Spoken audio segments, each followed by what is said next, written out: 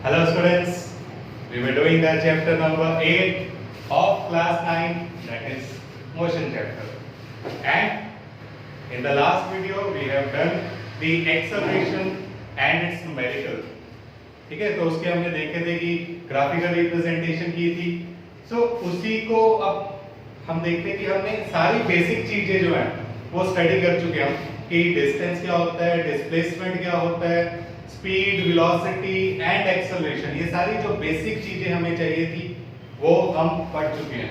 ठीक है, now we'll study the equations of motion. Okay, so equations of motion is our topic today.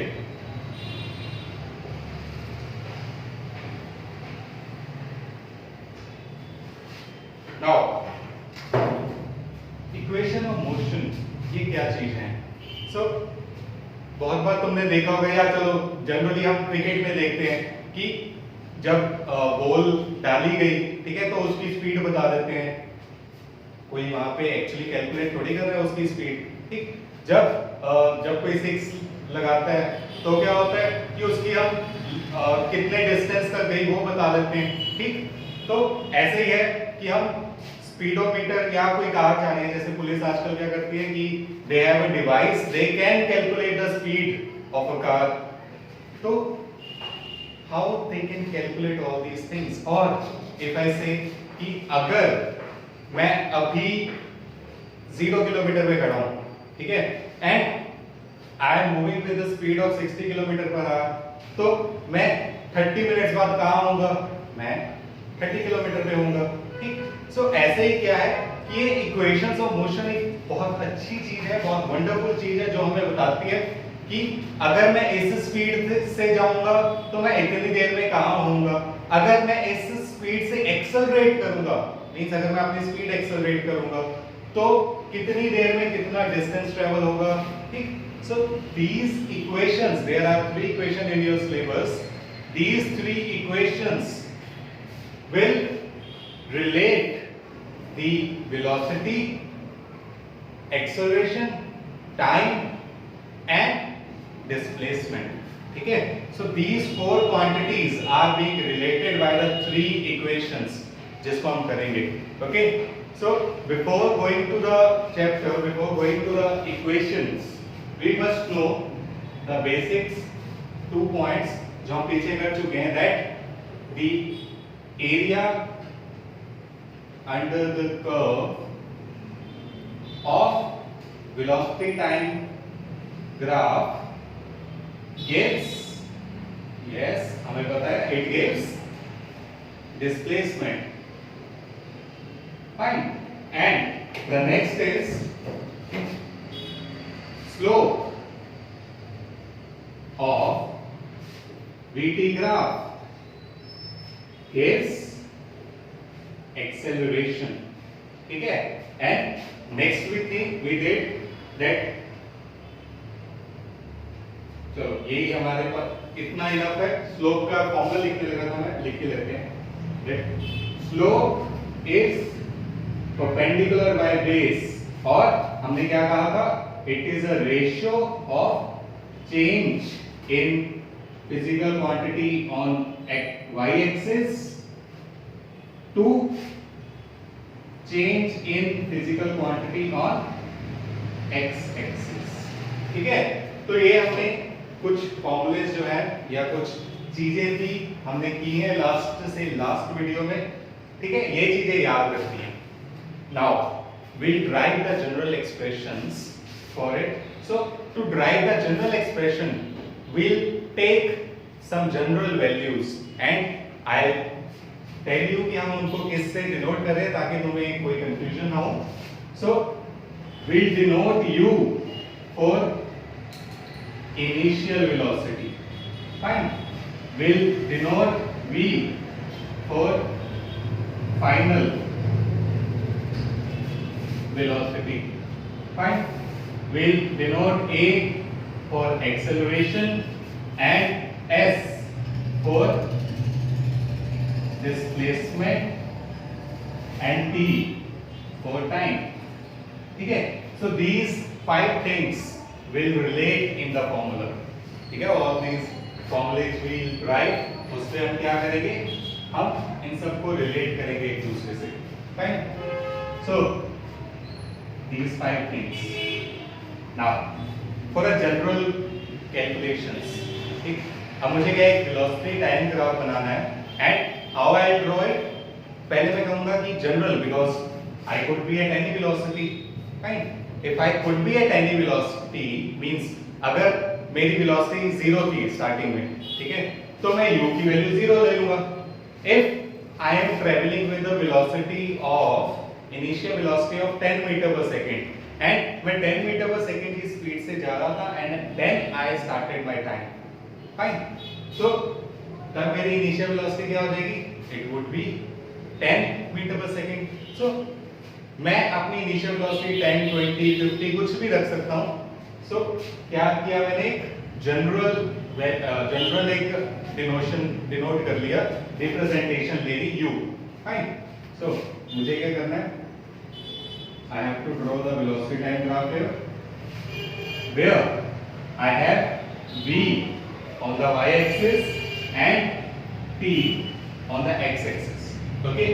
So here if I said I am moving with the initial velocity u, तो इसमें क्या होगा कि suppose if I am moving with the velocity of 5, तो यहाँ पे 0, 1, 2, 3, 4, 5, तो मेरा ग्राफ यहाँ पे आ जाएगा, ठीक है। इनिशियल वेलोसिटी बोल रहा हूँ मींस जब मैंने टाइम स्टार्ट नहीं किया, ठीक है, तो मैं 5 की स्पीड पे जाता था, then I started my time, तो मैं यहीं से काउंट करूंगा अपनी values.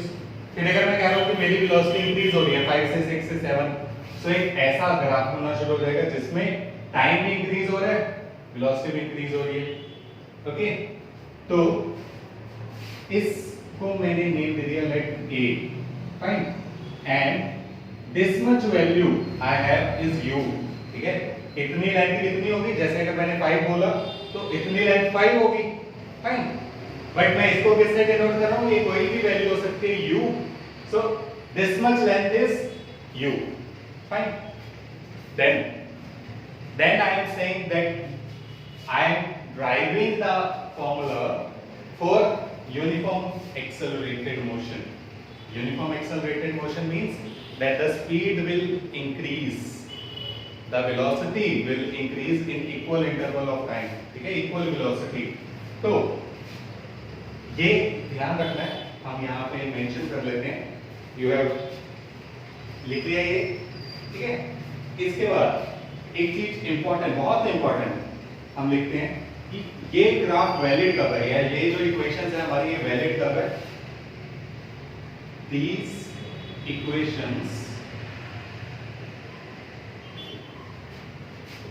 Are valid only and only for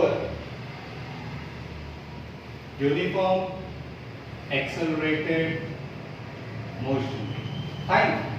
तो ये सिर्फ एंड सिर्फ यूनिफॉर्मली एक्सेलरेटेड मोशन के लिए ही वैलिड है, फाइन। फॉर एग्जांपल अगर मैं कहूँ कि मेरे पास कोई ऐसा मोशन है, फॉर एग्जांपल अगर किसी चीज को मैं नीचे की तरफ फेंक रहा हूँ, ठीक है, तो वो क्या है, that is uniformly accelerated motion. Uniformly means acceleration is constant but speed is increasing. So a is 10 meter per second square let उस केस में, ठीक है, 9.8 या 10, तो that is my uniformly accelerated motion, उसमें मैं ये इक्वेशन लगा सकता हूँ, ठीक है। बट अगर मैं कहूँ कि कोई नॉन यूनिफॉर्म से जा रहा है तो उसमें ये इक्वेशंस वैलिड नहीं, फाइन, ओके। सो 10 मीटर पर सेकंड स्क्वायर और एक्सेलरेशन मींस कि हर एक सेकंड में 10 मीटर की स्पीड बढ़ रही है, 10 मीटर पर सेकंड की स्पीड इंक्रीज हो रही है, फाइन। सो ऐसे फिर पहले टाइम 0 था, then I started the time and time start increases, ठीक है, time start increasing and my velocity also, ठीक है। सो जैसे जैसे टाइम बढ़ रहा था यहाँ वेलोसिटी भी इंक्रीज हो रही थी, fine, because it is accelerated motion.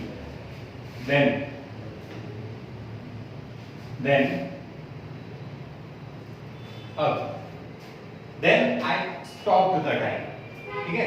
तो किसी भी फॉर एग्जांपल 10 सेकंड बाद मैंने टाइम स्टॉप किया और अब मैं देखना चाहता हूं कि मेरी वेलोसिटी कितनी है।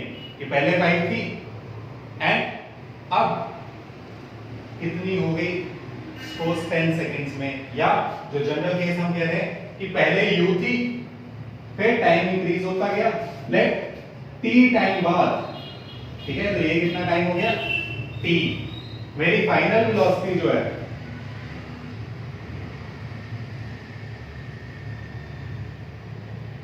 मेरी फाइनल वेलोसिटी है दैट इज v। ओके, तो यहां से यहां तक ये मेरा कितनी वैल्यू होगी, दिस इज v। ठीक है, जैसे मैंने बोला कि हमें ग्राफ रीड करना आना चाहिए। ये अगर 5 में कह रहा हूं, ये सपोज 20 हो गया, तो ये लेंथ की वैल्यू कितनी होगी 20। ठीक है, तो instead of 20 I am denoting it by a general value, so वो मेरा आ जाएगा v। ओके, सो इसको भी हम नाम दे देते हैं b, इस पॉइंट को हम नेम दे देते हैं c, इस पॉइंट को हम नेम दे देते हैं लेट। पहले इसको थोड़ा एक ट्रायंगल की शेप दे लेते हैं, ठीक है, बिकॉज़ हमने स्लोप निकालनी है और स्लोप निकालने के लिए हमने क्या कहा था, मुझे परपेंडिकुलर अपॉन बेस चाहिए। ठीक, तो यहां मैंने एक ट्रायंगल कंप्लीट कर दिया। So this is b and this is e। Okay, so this is my graph. Fine, अब इस ग्राफ को मुझे स्टडी करना है। फाइन, तो सबसे पहली चीज इसमें the very first thing is if I find the slope. ठीक है, कुछ हमारा जो टॉपिक है वो क्या है कि to drive the equation of motion by graphical representation. ठीक है, ग्राफ के थ्रू हमने ये ड्राइव करने हैं। तो ग्राफ के थ्रू तो मुझे पता है अगर एक्सेलरेशन निकालनी है तो मैं स्लोप भी निकाल सकता हूं। ठीक है, तो slope is equal to acceleration is equal to perpendicular by base. ठीक है, and acceleration is equal to perpendicular कितना है, ये ट्रायंगल है, इसमें अगर ये मेरा CD जो है वो परपेंडिकुलर आएगा and AD would be my base. Fine, but now the thing is CD की वैल्यू क्या है। ठीक है, तो यहाँ देखो कि ये मेरे पास एक रेक्टेंगल ले लेते हैं, रेक्टेंगल या स्क्वायर बन गया, रेक्टेंगल ही है ये। तो क्या है कि जितनी ये वैल्यू है CD की उतनी वैल्यू AD की होगी। फाइन, एंड जितनी वैल्यू ये AD की है, बिकॉज ये भी एक रेक्टेंगल बन गया, उतनी ही वैल्यू मेरे पास OP की होगी। फाइन, तो यहाँ पे क्या है मेरे पास, अब मैं वैल्यूज बता सकता हूँ। इतनी सी लेंथ की वैल्यू कितनी थी OE की T, तो यहाँ पे क्या आ जाएगा मेरे पास A on the left hand side, denominator में T। फाइन, फिर AB की वैल्यू कितनी है। नाउ इफ आई से ये पूरा V है, या जो हमने एक एग्जांपल ली थी, ये पूरा 20 है, इसमें से ये 5 है, तो बाकी कितना बचा 15। कैसे पता चला, माइनस करके। फाइन, सो ऐसे अगर ये पूरा V है, ये U है, तो ये कितना होगा, it would be my V minus U। ठीक है, so it is my V minus U। तो हम वैसे भी लेंथ ऐसे निकालते हैं, अगर हम देखें कि सपोज मैं 0 मीटर से स्टार्ट हुआ, पहले A मीटर पे गया which is 5 kilometre, and then मैं B पे गया विच इज 8 किलोमीटर। ठीक, और मुझे यहां से टोटल 8 किलोमीटर है ये। ठीक, और मुझे यहाँ पे क्या AB निकालना है, तो इस AB को मैं कैसे निकालूंगा कि ये टोटल 8 किलोमीटर था, ये 5 किलोमीटर है, तो ये 3 होगा माइनस करके। ऐसे यहाँ पे किया है कि ये टोटल V था, ये U है, माइनस करके मेरे पास AB की वैल्यू आ जाएगी। ओके, सो इसको थोड़ा रीअरेंज कर रहा हूं, that T is in the denominator, यहां जाएगा तो मल्टीप्लाई हो जाएगा, so I have AT is equal to V minus U, U is in subtraction here, it will go to the other side and will add it up. So I'll have v is equal to u plus at. Fine. तो ये मेरे पास first equation of motion आ गई. First equation of motion is v is equal to u plus at. और यहाँ this equation relates velocity, final velocity, initial velocity, acceleration and time. So we'll see every equation will have four quantities, four physical quantities. For example, here I have v, u, a and t. So we'll derive three derivations. हर किसी में चार हमारे पास physical quantities होंगी.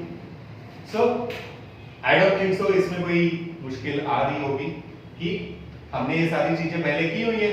ठीक है कि slope होता है मेरे पास acceleration in vt graph which is perpendicular by base. वहां से हमने थोड़ी सी सिंपलीफिकेशन किया और हमारा आंसर आ गया. Okay, now this first equation of motion has a name. ठीक है, इसके क्या है मेरे पास, इसको हम क्या बोलते हैं, इसको हम बोलते हैं पहली चीज फर्स्ट इक्वेशन ऑफ मोशन. ठीक है, सेकेंड अब क्या है, u here is a constant quantity means कि अगर मेरे पास मैं 5 की स्पीड 5 की वेलोसिटी से अपनी टाइम स्टार्ट किया, तो चाहे मैं 20 की स्पीड पे पहुंच गया मैं कहूंगा मेरा इनिशियल 5 था. ठीक, अगर मैं 40 की स्पीड पे पहुंच गया मैं कहूंगा मेरी इनिशियल स्पीड 5 थी. तो जिस स्पीड से मैं स्टार्ट हुआ मेरी इनिशियल स्पीड तो वही रहेगी ना. सो u is a constant here. In the similar way, a is a constant here. Acceleration, ये हमने स्पेशली कहा था कि these equations are valid only and only if a body is in uniformly accelerated motion. Okay, तो ये दोनों constant है. बचा क्या, velocity and time. Okay, so this equation is also called velocity time equation. ठीक है, तो ऐसे ही याद रखना है. हम तीनों इक्वेशन को नेम करेंगे किसके अकॉर्डिंगली, u और a को छोड़ के बाकी जो बचेगा वो उसका नेम हो जाएगा. ठीक है, तो मैंने कहा चार क्वांटिटीज होंगी हर फॉर्मूले में. दो क्वांटिटी हम रहने देंगे, बाकी दो क्वांटिटी का नेम लिख देंगे. ठीक, so this is my velocity time equation.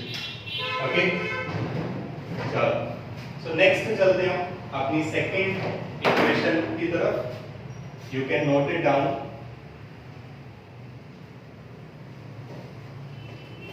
So for the second equation we'll find the, अब मुझे क्या है, मैंने यहाँ अभी तक डिस्प्लेसमेंट के लिए कोई फॉर्मूला नहीं निकाला.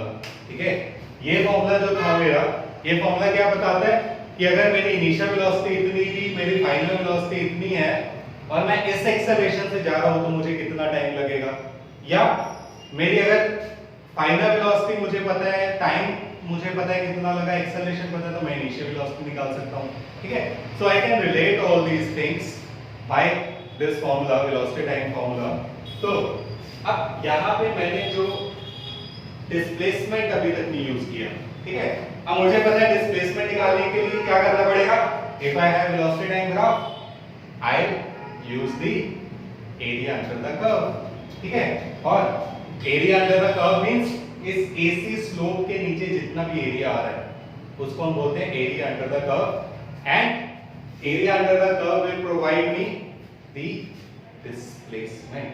ठीक है, तो मैं यहां लिख रहा हूं एरिया अंडर OA. ये देखो ये है सारा एरिया. ठीक है, इसके नीचे जितना भी आ रहा है तो ये मेरा एरिया आ जाएगा. Area under OA CE, D भी लिख सकते हो DE, एंड अगेन ये क्लोज्ड एरिया है O. ठीक है, तो ये पूरा एरिया मेरे पास निकालना पड़ेगा मुझे. फाइन, और एरिया निकालने से मिलेगा क्या मुझे, डिस्प्लेसमेंट.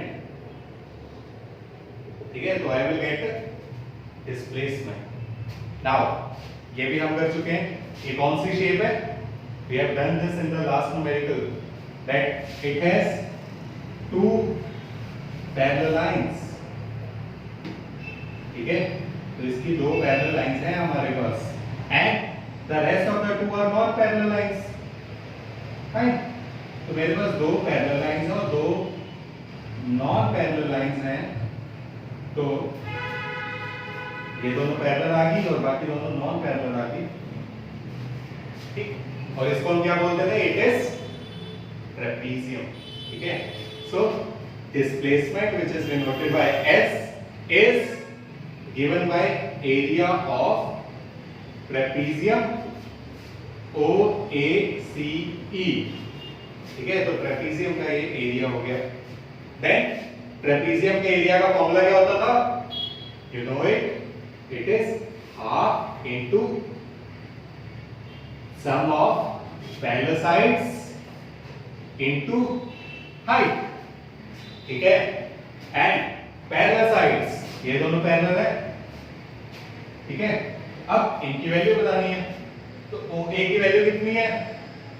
U CE की वैल्यू कितनी है?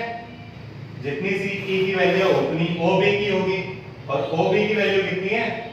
V। मैंने कहा था ना ये हाइट कितनी है? V। So what I get? It is half OA plus CE into height is the perpendicular distance between the two parallel lines. तो इन दोनों के बीच में ये perpendicular distance है मेरे पास OE. Okay, and I know the values of all these terms, so I substitute it. I get half U plus V.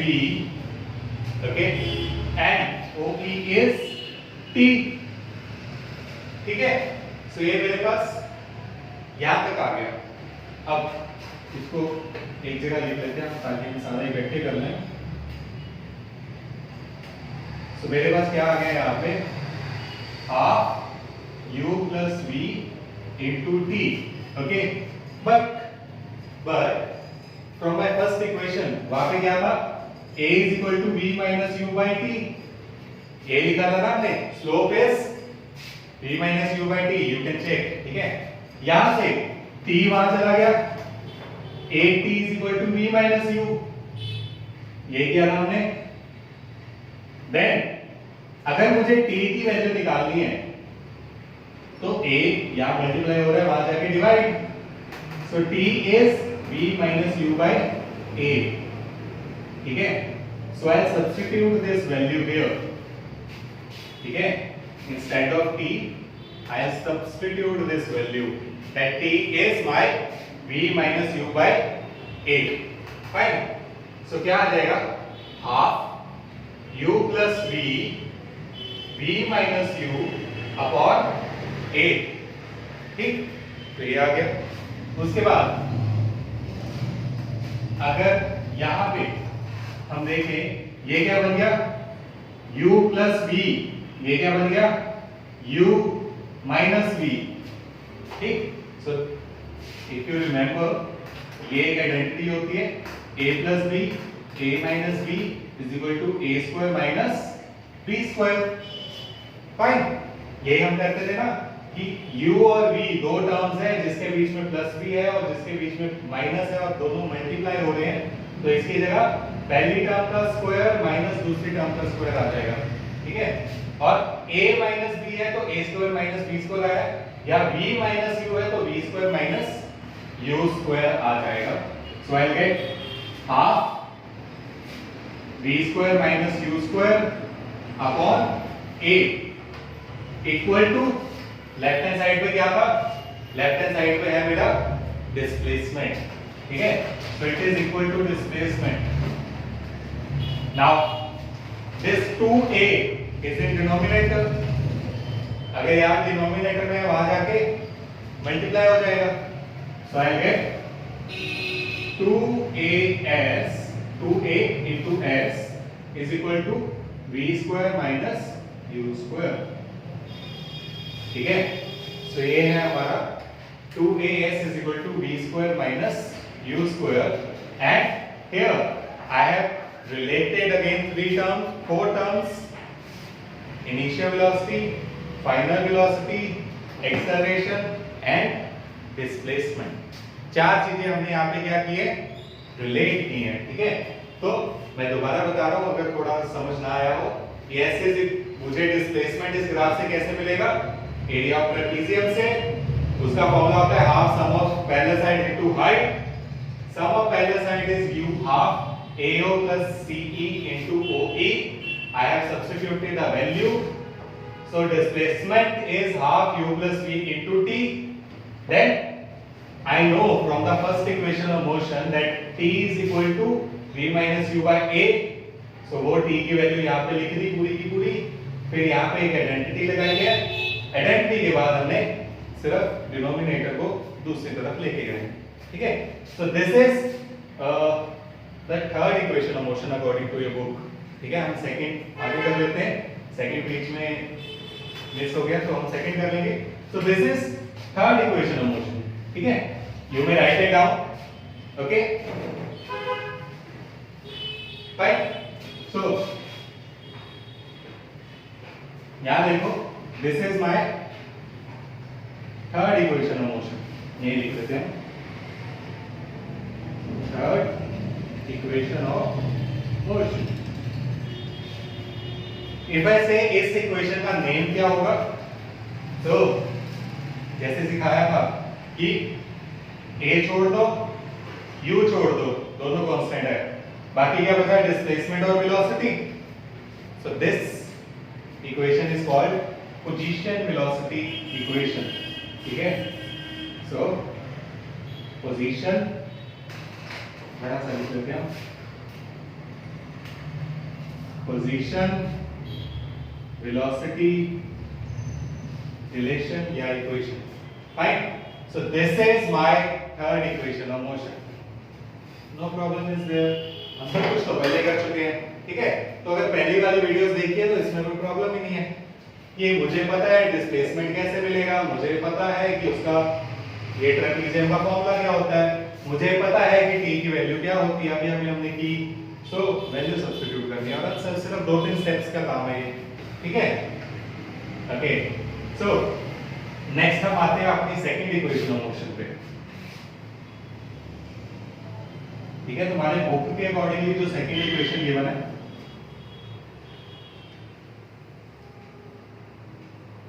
तो यहां तक हम सेम ही चलेंगे सेकंड इक्वेशन के लिए भी, कि s is equal to displacement, ठीक, which is equal to area of trapezium. यहां तक सेम। देन वैल्यू सब्स्टिट्यूट कर देते हैं, that s is equal to half u plus v into t। पिछले में भी यही किया था, ये u है, ये v है, ये t है। ठीक, now I am given that v is equal to u plus at। ठीक है, from first equation of motion। ठीक, तो अगर मैं यहाँ v की वैल्यू सब्स्टिट्यूट कर दूं फिर, so I'll get s is equal to half u plus v की जगह u plus at। हाफ हमने कर लिया, u कर लिया, v कर लिया, into t। ठीक है, तो आगे इसको सिंप्लीफाई करना है बस। मैं t को अंदर लेके जा रहा हूं, क्या हो जाएगा, s is equal to half u के साथ ये t मल्टीप्लाई हो जाएगा तो ut प्लस एक t पहले ही है, एक t और मल्टीप्लाई होगा, sorry u plus u 2u आ जाएगा यहाँ पे। ठीक, यहाँ u प्लस u 2u है, उसके साथ t मल्टीप्लाई कर दिया तो 2ut प्लस at के साथ t कर दिया तो at स्क्वायर। ठीक है, तो क्या आ गया मेरे पास, s is equal to half bracket 2ut plus at square. इस हाफ को अंदर दोनों के साथ मल्टीप्लाई कर दूंगा तो क्या हो जाएगा, मैं open this bracket, I will get 2 से 2 कट जाएगा ये, so I will get ut plus half at square.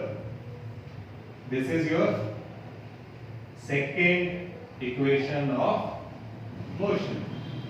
ठीक है, तो इजी है, मोस्ट इंपॉर्टेंट है और इजी है, ठीक है। क्या था कि ये चीज मुझे पता है, एक बार u की वैल्यू सब्स्टिट्यूट की है तो सेकंड इक्वेशन ऑफ मोशन बन गई, एक बार इसमें से t की वैल्यू सब्स्टिट्यूट करूंगा तो थर्ड इक्वेशन बन जाएगी, third equation of motion, that's it, ठीक है। सो अब इसको नेम देंगे हम, इसका नेम क्या होगा, u छोड़ दिया, a छोड़ दिया, क्या बचा मेरे पास, displacement and time, okay, so this equation is called position time equation, okay, so this is called position time equation or second equation of motion, that's it, ठीक।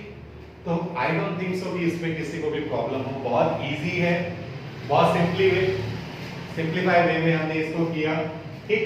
And in the next video we'll do the numericals of this, and still if you have any query then you may comment in the comment section, and if you like it, do like, for the next videos do subscribe, thank you.